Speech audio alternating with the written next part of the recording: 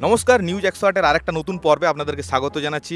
আজকে আমাদের সাথে আছেন লোকাল লোকের ভোকাল নেতা সোহমবাবু। সোহমবাবু আবার এবছর ভোটের প্রার্থী হচ্ছেন। সোহমবাবু, আপনি টুপি পরে আছেন কেন? দেখুন, সত্যি কথা বলতে আমাদের সমস্ত নেতারা, জননেতা যারা হয় তারা মানুষকে টুপি পরায়। আমি মানুষকে টুপি পরাইনি, আমি নিজে টুপি পরে আছি। এটা কিন্তু কারণ আমি সৎ প্রার্থী। এটা কিন্তু উনি ঠিক কথা বললেন, উনি কিন্তু সৎ নেতা।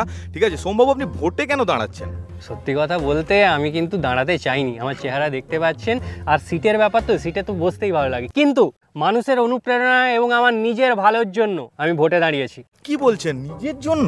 হ্যাঁ, নিজের জন্য মানে নিজের এলাকার মানুষের জন্য। ভুল বুঝবেন না, অ্যাঙ্কাররা কিন্তু মানুষকে ভুল বোঝায়, বিপথে চালনা করে। দেখুন, আমি নিজের এলাকার মানুষের জন্য ভোটে দাঁড়িয়েছি, সেটাই বলতে চাইছি। আরে না না না না, সেরকম কিছু না। আমি আসলে ভাবছিলাম কি আপনি সেই অন্যান্য নেতার মতো চুরি চামারি করবেন। চুরি তো আমি করবই। মানে চুরি করবেন মানে? মানুষের মন চুরি করব, মানুষের ভালোবাসা চুরি করব, সেটাই বলতে চেয়েছি। আরে সত্যি ইনি মানে সত্যি প্রেমিক নেতা কিন্তু। তা কিভাবে চুরি করবেন? চুরি করব বলতে দেখুন, অনেক কাজ করতে হবে, অনেক প্ল্যান করেছি, সেটা বলছি। আপনাকে উদাহরণ দিচ্ছি। এই যে চারদিকে দেখতে পাচ্ছেন জলাশয়, পুকুর, ডোবা এই সমস্ত রয়েছে। শুয়োরের মানে মশার বাচ্চারা ডিম পাড়ে, সেখান থেকে মশা হয়, ডেঙ্গু হয়, মানুষ ভোগে। আমি কথা দিচ্ছি, আমি যদি ভোটে জিতে আসি, কারোর ডেঙ্গু হবে না। এটা কিন্তু উনি ভালো কথা বলেছেন। তো আপনি তার মানে কি করবেন, যে পুকুর জলাশয় এগুলো সব মশা মারার বিষ ছড়িয়ে দেবেন? এই পুকুর জলাশয় যা আছে সব বুঝিয়ে আমি ফ্ল্যাট তুলে দেবো। নো জল, নো মশা, নো ডিম, নো ডেঙ্গু। সিম্পল।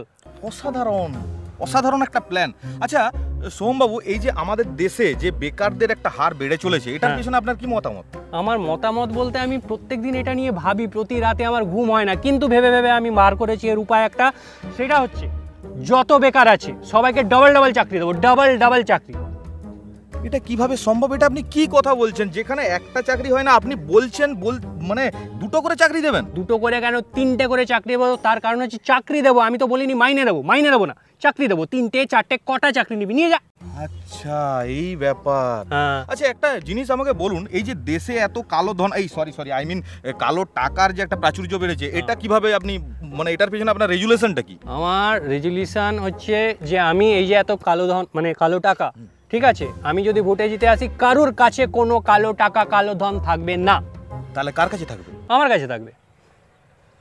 সিম্পল। অবাক মাইরি, অবাক সত্যি। আচ্ছা, একটা জিনিস আপনাকে বলার, যে কালো টাকা বলতে মনে পড়লো, যে এই যে বিরোধী নেতারা আছেন তাদের বিষয়ে আপনার কি মতামত? বিরোধীদেরকে আমি নিজের ভাইয়ের মতো ভালোবাসি। বিরোধীদেরকে আমি কথা দিচ্ছি, যদি ভোটে জিতে আসি, কোনো বিরোধী ভাই আমার খোলা আকাশের নিচে শোবে না। কথা এটা আমার। তাহলে কোথায় থাকবে, কোথায় শোবে? জেলে শোবে। এটাই তো আজব মাইরি। আচ্ছা, এই যে দিনকে দিন যে ইলেকট্রিক বিল বাড়ছে গরমের জন্য, এটার পিছনে আপনার কি মতামত বলুন তো? আমার মতামত, এটা বাড়া উচিত নয়। আমি যদি ভোটে জিতে আসি, কথা দিচ্ছি শীতকালের থেকে গরমকালে ইলেকট্রিক বিল কম আসবে। কেন, সাবসিডি দেবেন নাকি? কোনো সিডিভিডি দেবো না, আমি ইলেকট্রিকটাই বন্ধ করে দেবো। নো ইলেকট্রিক, নো টাকা। তো অবাক সিম্পল। সত্যি।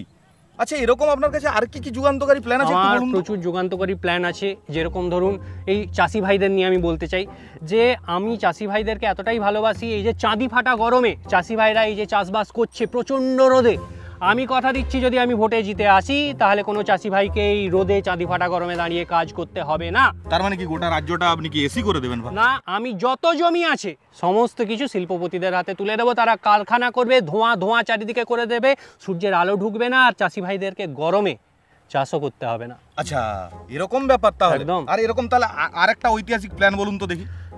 যেমন ধরুন, গরিব মানুষদের জন্য আমি ভাবি, ঠিক আছে, গরিব মানুষরা দুবেলা দুমুঠো চিকেন খেতে পায় না, কারণ মুরগির দাম এত বেশি।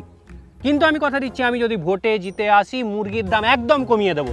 কেন, গোটা রাজ্যে কি পোল্ট্রি ফার্ম করবেন না, গোটা রাজ্যের যে জনগণ আছে তাদেরকে মুরগি বানাবো। যত বেশি মুরগি বাড়বে তত মুরগির দাম কমবে, সাপ্লাই যত বাড়বে মুরগির দাম কমবে। মানুষকে এভাবেই সাহায্য করব। আচ্ছা সোহমবাবু, আপনি কি একটা জিনিস জানেন? বলুন। যে এই যে আপনি প্রথম থেকে যা বলছেন, এটা যদি জনগণ দেখে তাদের মনের মধ্যে কি হবে জানেন? আপনি কি একটা জিনিস জানেন, এই যে আপনি তখন থেকে এত প্রশ্ন করছেন, আমি জার্নালিস্টদের জন্য ভোটে জিতে এলে কি করব? ধন্যবাদ। মানে সত্যি বলছি, কেউ কোনোদিনও ভাবেনি। বলুন কি করবেন?